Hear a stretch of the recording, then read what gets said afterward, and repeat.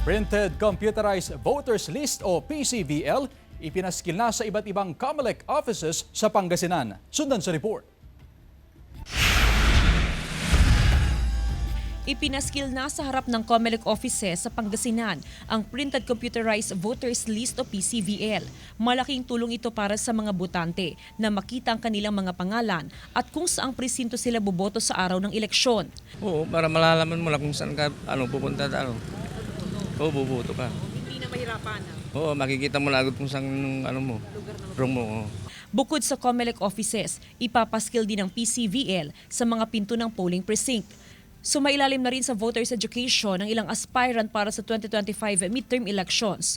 Sa Mangaldan, Pangasinan, isinabay ang voters education sa ACM Roadshow. Sa ngayon, tuloy-tuloy ang mga aktibidad ng COMELEC kaugnay sa nalalapit na eleksyon, gaya ng training ng mga magsisilbing technical support staff at electoral board.